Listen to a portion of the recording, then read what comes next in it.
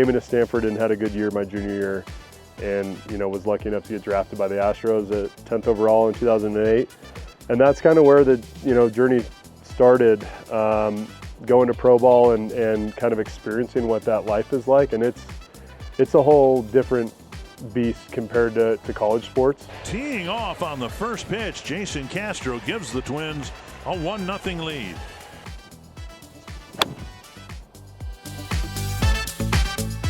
At least in the minor leagues at that time, there was a lot less support just in general. You're a 21-year-old kid living on your own for the first time now. For all intents and purposes, like working a job, right? Like, I mean, it's playing baseball, but it's now become your livelihood. So, there was kind of an adjustment and kind of a different approach that needed to happen mentally to just kind of understand how to handle some of those like new responsibilities and expectations, especially being a first-round pick. Like, a team invests a lot into you at that point, and it's like now it's my job to make good on that.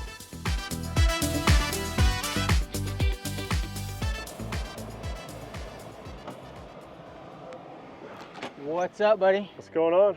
Ready How you to play doing? some golf? Good, man. Let's do it, man. How's everything? It's great. Yeah? Old Greenwood, solid golf course. I'm excited. I've never been here before, so Okay, should be fun. I definitely took you at Edgewood for sure, so we're gonna try and right the ship here. We'll see about this round, yeah. All right, let's let's go. Hey guys, welcome back. Now we're at Old Greenwood up here in Lake Tahoe, home of the 2024 Barracuda Championship. Perfect day for golf. $1,000 a hole. Let's do it. Oh, what a kick. Was that it? You're going to love where that ended up.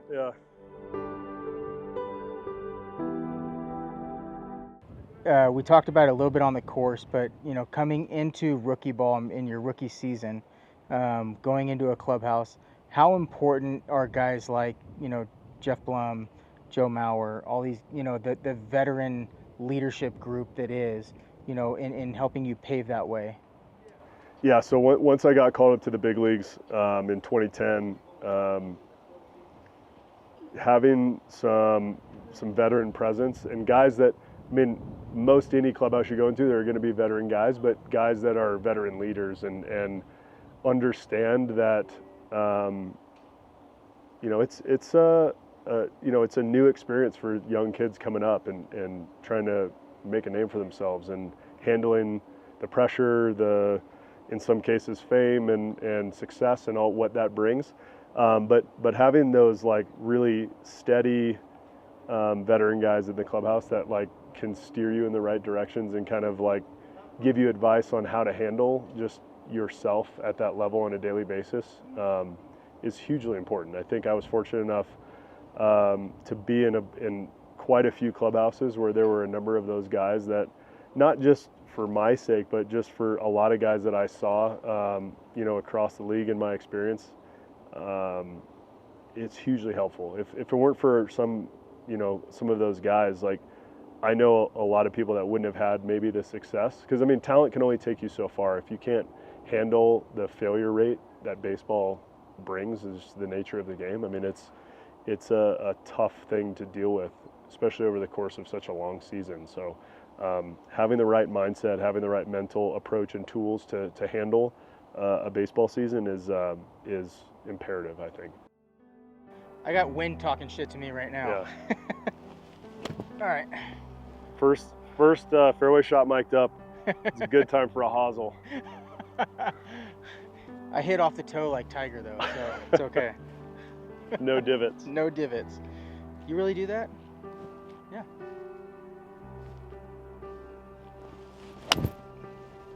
Oh, stay there, be the ball. Get on it. Oh, it's deep. Little, I mean, that's pretty good. That wind would have been perfect for it. Hey, come on, dude. All right, Wrigley. Come on. What was that moment like? And from the phone call, and then, what was because for me, knowing your family and everybody, it's like, take us through that moment. So it was a pretty special, like, handful of days. In June, Not exactly sure the day I got called up because there were a few days leading up to my actual debut that I had found out. So it might have been June 19th or 20th or something. I got called in the manager's office, and he told me that I was being called up, and I want to say it might even have been Father's Day that year. And I remember talking to my dad on the phone and telling him that I had been called up, and it was pretty special. Obviously, very excited for the opportunity. But then when you get there, it's very intimidating. Like walking into that clubhouse at the time in 2010, Houston had quite a few veteran players. Lance Berkman, Roy Oswalt, Carlos Lee, Jeff Blum was on that team. There were guys that had been there and done that for a very long time. And so coming in, especially as a catcher, where you're having to kind of work with a pitching staff that, the last thing those guys want is some young kid, coming in thinking he knows what he's doing. So, I mean, there's like a kind of balance, because you have to be confident in yourself and in the job to be able to have success on the field. But it's very intimidating going into that kind of role where, you were leading a AAA team, and then all of a sudden the next day or two you're up in the big leagues where, I was 23 at the time, and I was working with guys in their mid-30s, right? And so now that doesn't seem like so old, but back then I was like, man, these are like grown men that I'm working with, that have families, and it's like it's just a different world. And so kind of navigating that, it took some time to kind of figure out, and I think I had some great advice going into it, just with how to handle myself, and just kind of keeping your head down and working hard and making sure you're just doing the right things and not bringing any undue attention to yourself.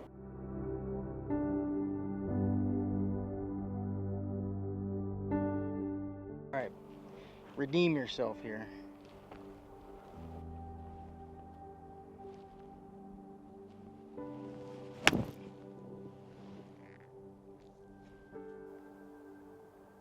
Oh, long. Sit.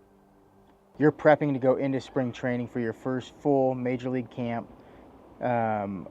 Mentally, what are you doing to prepare for that?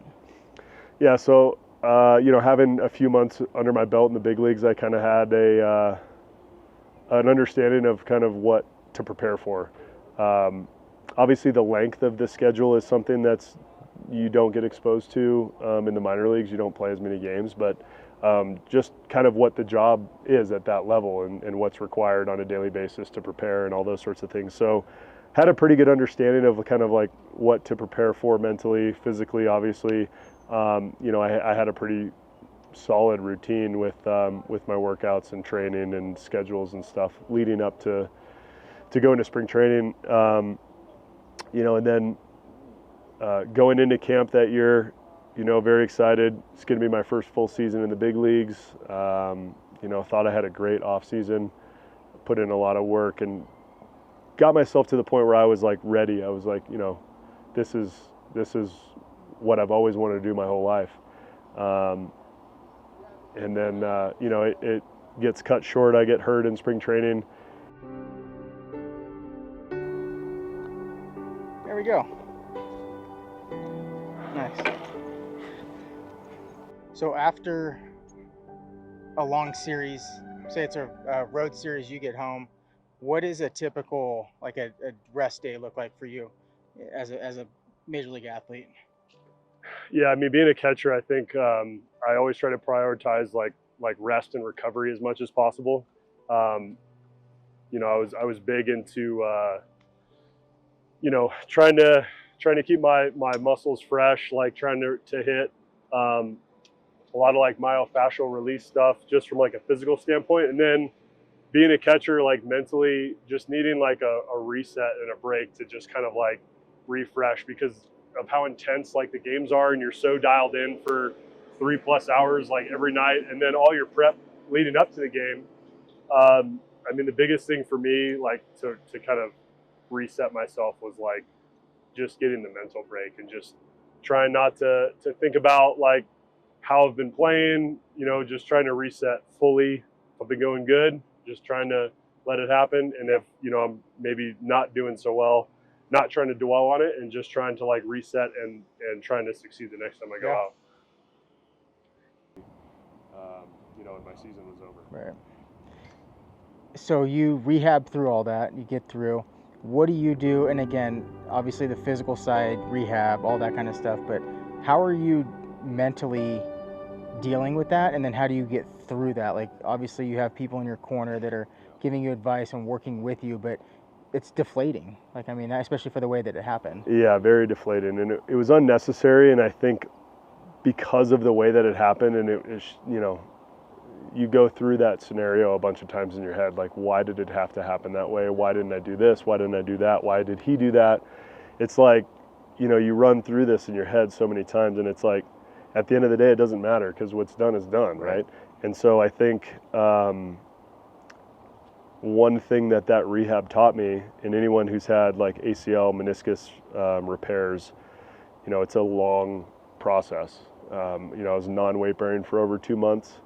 On crutches, and then it's a very slow build up after that. So one thing that rehab taught me was to take each day of rehab as its own thing and like attack that day and don't worry about the next 6-7 months and what that has to bring, because you can't control that, right? So there's a saying like, how do you eat an elephant? And it's like one bite at a time, right? So I think I took that approach. And it helped me get through it. I mean, I was able to be around the team in Houston and do my rehab there, and I think still being around the guys and being in the clubhouse and a part of like that team atmosphere, I think helped me a lot. It wasn't isolated in any way.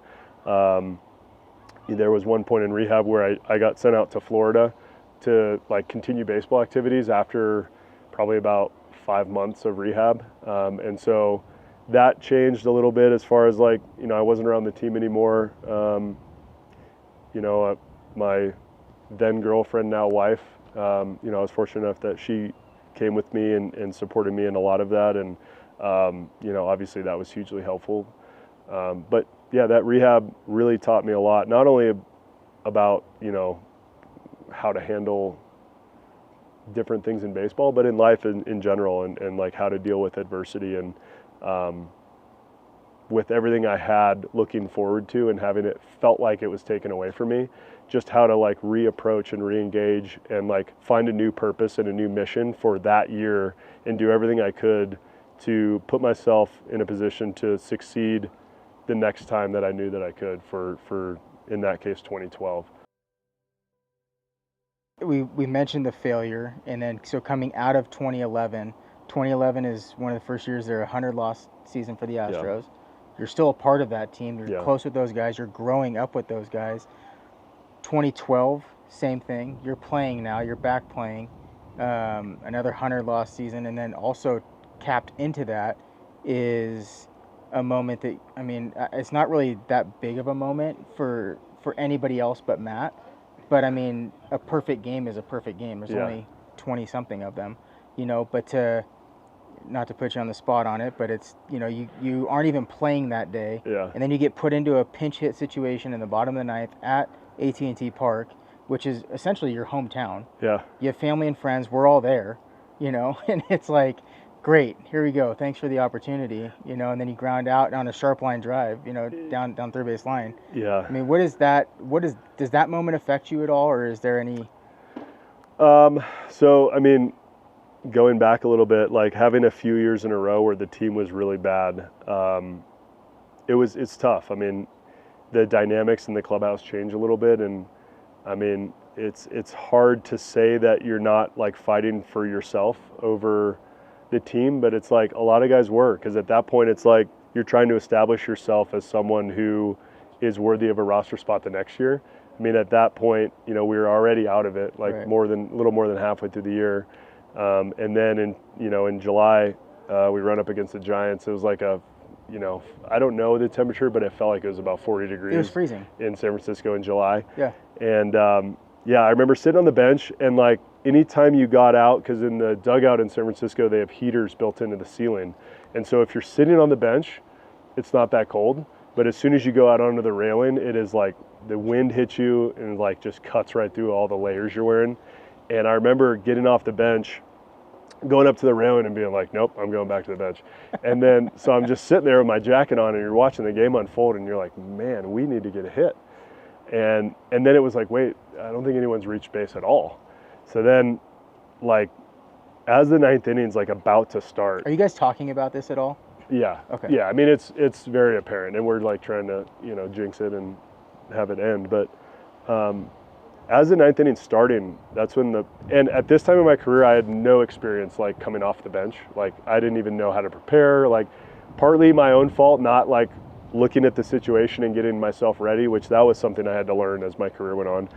But getting the call and being like, hey, go break up the perfect game, and being like I'm up next. Now? And like, yeah. So like I throw my stuff on, and I didn't really have time to think about it, like the situation. It was just like, well, I can either go break it up and like kind of save the day, or it looks like I might be the last out if it doesn't go well. And I mean, I remember that bad. I remember like a couple of the pitches, like I took a pitch down that I thought was definitely a ball, and it was called a strike. But at that point in a perfect game, like, you just got to be ready. They're not going to remind. And then I hit that ball, and I was like, man, that might have a chance.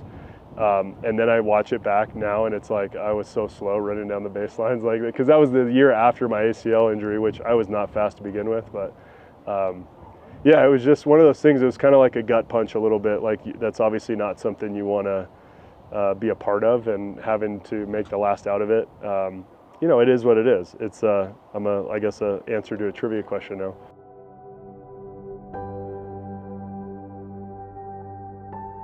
As far as like staying mentally sharp, and not just in the game. Like, the game's tough enough. Baseball is the hardest sport based on the numbers, based on what you have to do to be successful. But like during the ups and downs, like, how do you stay neutral to it all when you have fan influence, family and friend influence, and then the game itself?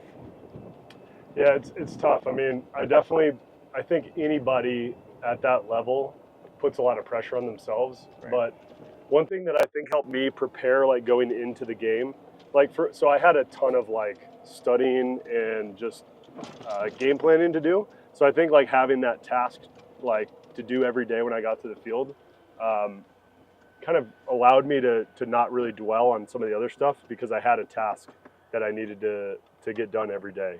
And then another thing that I would do, like, right before I got onto the field, and this kind of started in college, was I started doing like visualizations of like, I would like play out some of my at-bats or like good things that would happen on defense, like in my head, like while I was rolling out and getting ready, stretching for the game.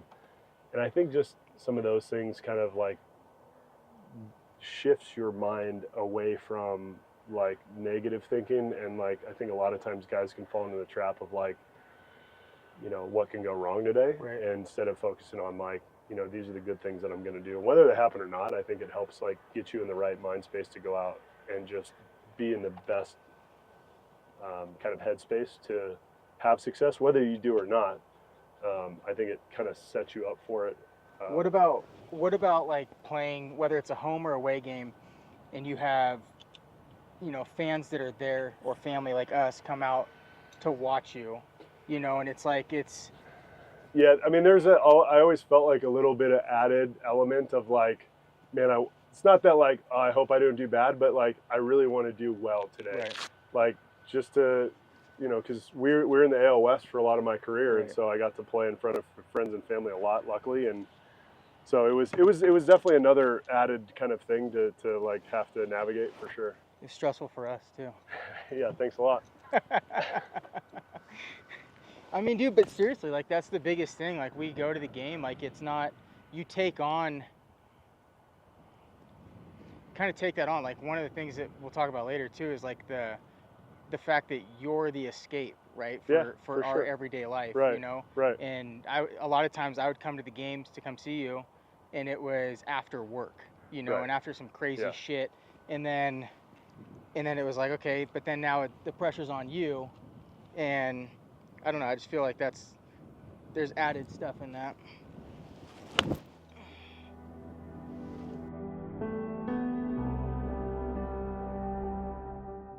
You have a couple rookies on the team, with Lance, and I think Carlos was a rookie that year too. But for Jose, Dallas, you, like, all these the core nucleus of that team. What was that feeling like, and how did you guys respond that season? It was really cool. So going into that year, we knew we had a really solid core group of players that were capable of winning baseball. But it's a matter of doing it, right? Like, you have some young pitchers who are still establishing themselves, have really high ceilings, and then some really exciting rookies, like you mentioned, and we played well. Like, it came down to the very end of the year to get into that wild card game, but I think we were playing kind of like with a chip on our shoulders, like, let's prove everybody wrong. And there's, we don't have anything to lose. We're playing with house money. Like, nobody expects us to be here. And we went into New York and surprised those guys and won that wild card game. Unfortunately, we didn't win the division series against the Royals, but I mean, we almost had it, and then we lost it, and then they went on to win the whole thing that year. So, I mean, that was really my first experience with like real playoff baseball and kind of what that is like, because that's like a whole other game. Yeah. I mean, that's what you play for is to get to that level. And so I think that really like flipped a switch in a lot of guys' minds. Like, this is how we should expect to be every year. Like, don't worry about what the last handful of years were. Like, we can play with anybody, and we just proved that we could. And like, moving forward, like, this should be the expectation that's set. And, I was only with Houston for that next year in 2016, and then I left. But then coming back in 21, it was crazy, the like expectation switch from leaving the team after the 16 season to coming back in 21. How from day one in spring training, it was like, we're going to the World Series and we're going to win. And that was like expectation set day one. And that was so cool to be a part of, to like be in that clubhouse and be a part of that just mentality switch. And I mean, it showed every day. Like, no matter what happened, it was like, this is what we're doing, this is what we expect of ourselves, and like, nobody's going to take that away from us. Well, I feel like too, like, and I'm kind of going to answer this for you, but 2017, you're with Minnesota. Yeah. All your friends now go win a World Series. Yeah. It sucks. Like, it sucked for us. Like, watching that, I'm like, damn, like, you should be there. But at the same time, that's part of the business of the game, right? And so going through, like, you had a great career, and you get to come back in 21 to the Astros, and which is exciting, because it's like, okay, we know you're probably finishing during that time frame. We even had a podcast over it. Yeah. And it's like, okay, like, what are we doing? Like, let's watch you just rip and finish strong. And then you guys go to the World Series, right? And it doesn't happen in 21, and then we know 22 is likely going to be it. And then another knee goes. Yeah. Which we talked about earlier. Just kind of your final at bat in Major League Baseball is a home run in Citi Field, right? And you helped Justin I think Justin got the win out of that. He didn't did, he? Yeah. And so, a great moment, but then you're done. Now you have to watch these guys go through, and you become, a great teammate, because that's who you are. You're a leader in that clubhouse. What is that moment from that June event where you hit the home run, but it turns out to be your last at bat? What is it like mentally for you to come to the ballpark every single day after that, and now you're almost a coach at that point, right? Yeah. So it was. I would have said, had I not made up my mind going into that year that it was going to be my last, I think it might have actually been a lot more difficult of a transition for me. But knowing that, I've done all that I can, this is it. Like, I know this is the end, and like, I'm still a part of this team, and I got to be around, even though I was going through my own rehab and those sorts of things. We had some young catchers coming up, and I knew that, okay, how can I add to the team? What's my role now? And so I tried to do everything I could to kind of mentor a couple of the younger guys that we had, showing them how to prepare for a game, how to go about like compiling a scouting report, because those were all things that I had to learn coming up. And it changed over the years with analytics and departments growing out and guys, getting kind of handed information more. But I think having kind of the past that I had and having to do it myself, I wanted to like pass that on to some of the younger guys coming up, so that they knew how to prepare for a game and how to tailor each individual game to the pitcher that was working, and just everything that goes into giving the guy on the mound and the team as a whole to have success that day. So that was like my new job, other than rehab and just trying to get myself healthy again. I knew that I didn't really have an endpoint. Like, I wasn't coming back to play a season. So now I was like mentor role or coach, I guess, kind of like you said. But obviously it didn't end. Said mentor. It didn't end the way that I wanted it to. Obviously, with my own, personal playing career. We ended up winning the World Series that year. I was a part of it. I was in the clubhouse on the field. Couldn't run out to the celebration, but I hobbled out there, and it was something I'll never forget. But just like feeling at peace with everything, the way that it ended. Obviously it didn't end the way I wanted it to personally. Just being able to be there and being a part of everything was like it was kind of like the icing on the cake of a career that I going into it. I didn't have expectations. It was just like, let's see how long I can do this for. Yeah.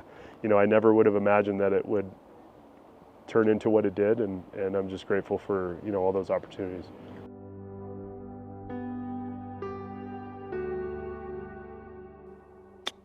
Settle. Oh gosh, heads up. Right at the camera. That's like just what you want. Bob does. Nice. So going back to mental reset, how important is family time? Yeah, that was something that was big for me, especially on like days off, or even before going to the field on a given day. Just trying to spend as much time with the kids. With the way the schedule was, you wouldn't see them at night on a game day. So really prioritizing being with and around family as much as possible like that. Having kids definitely changed like perspective on, at least like baseball as a profession. It really puts things into perspective. Like when you have your struggles, you come home from the field, you wake up the next day and you got your kids there, and it's like, they don't care how your game went, like they just are happy to see you. And I think that definitely helped kind of put things into perspective, like I said, like dealing with tough times in baseball and like having family around, really kind of like made it easier to go through those low points during a season for sure. Yeah, love that. Do you feel an expectation to perform, or an expectation from the fan base, the media base, as far as like, hey, these guys, everybody in the stands for the most part comes to escape the reality of life, and this is entertainment for them. This is something that they're for, whatever, now it's 2 hours, but it used to be, 3-4 hours. This is their way of kind of getting out. Yeah, so I think my approach and like kind of understanding of that evolved as my career went on. Obviously, when you're young and a rookie, you're kind of self-absorbed and you're focused on like, how do I stay here as long as I can? And like your priorities are like much more focused on you. You're selfish when you're young, and it is the way that it is. And I think it helps some guys focus on themselves and like do whatever they need to do to do well. But as I was exposed to more people and kind of just matured as a person, you definitely understand having kids and having a family and stuff does this as well. Your approach to life, your priorities, what kind of the way that you view the game, it changes over time. And it's not necessarily a good or bad thing, but you definitely appreciate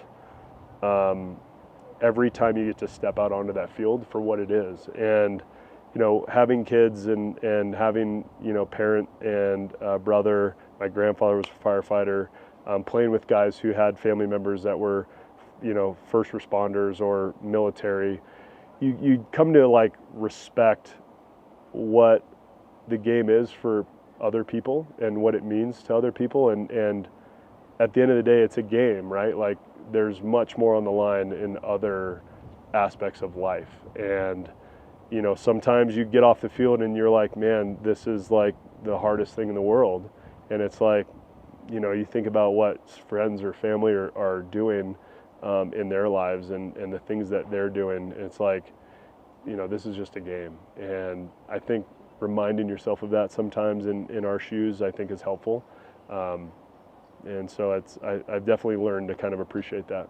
What are your, I don't know, maybe experiences or, things that you've seen throughout either the league or life in general? Like, what is your perception of where men's mental health is right now, and then how can we help like kind of shift that mold? Well, I mean, coming into the league in 2010, I mean, that was, 14 years ago at this point. It was almost non-existent. I mean, I think most teams probably had somebody that was like a mental skills or mental health professional on staff, but you almost never saw them. Fast forward maybe 7-ish years, my time with the Twins was really the first time I like saw like a mental skills coach like out in the clubhouse, just hanging out, talking to guys, being casual, but like having a purpose with his conversations. And then going to Anaheim and also seeing that there, I thought Will with the Angels at the time, he was, I think one of the best that I saw as far as like his approach to being proactive. I mean, a lot of people in that profession, I feel like, wait back for players to approach them. And it was, like you said, it almost was like something that was, there was a stigma around it. And it's like, if I go seek help for something that might be affecting me, like that's going to reflect poorly on me as a player, as a person. I'm going to look weak, right? And so I think over my career in the major leagues, it definitely evolved. I feel like guys felt like not only was it something that was important to address, but they felt okay addressing it. And that took, I think, a long time. And not everyone was like that. I mean, but it was more prevalent when at the end of my career than any time before that. But honestly, I think something that it's becoming a little bit more of like a topic that people are willing to discuss. And I think it's because of forums and outlets like this that kind of get it out there, right? Like the only way people can feel comfortable with it is like seeing other people take the first step and realizing that's like, oh, I see this person, I see what they've done. Like, I didn't know they went through A, B, or C, right? Like, just understanding that like most people out there have gone through something or dealt with stuff in their own lives, whether it's public knowledge or not, like if you know that person or not, public figure or not, like you're pretty safe to assume like somebody's gone through something in their life, right? And so it's not just you, it's not just them going through certain things. And I think being able to have access to tools and resources to work through those things is hugely helpful. I mean, in baseball, you have a lot of these like guardrails like in place to help in most circumstances. Whether or not guys utilize those was a different story, but I mean, there was a lot of that in there. Now that I'm out of the game, like there is none of that, right? So like it's incumbent upon the individual to either seek that out or deal with it internally, and like that's usually not the best way to go about things. And so I think something like this, like getting people out there discussing things and showing people that like, hey, everyone's got their stuff, everyone goes through stuff in their life, and there are these skills and approaches that you can do that can be helpful to deal with these things on a daily basis. And probably friends of yours have gone through or are going through the same things, and it's like you're never going to know unless you like talk about it. And so I think not being afraid to put yourself out there, and I think you'll realize like in doing so, it's not going to be the end of the world. Oh, I thinned it again, but we're safe. This episode brought to you by Girl Scout Thin Mints. I think I just went. I think you're over it. No, but I think I went like long. Yeah, that's.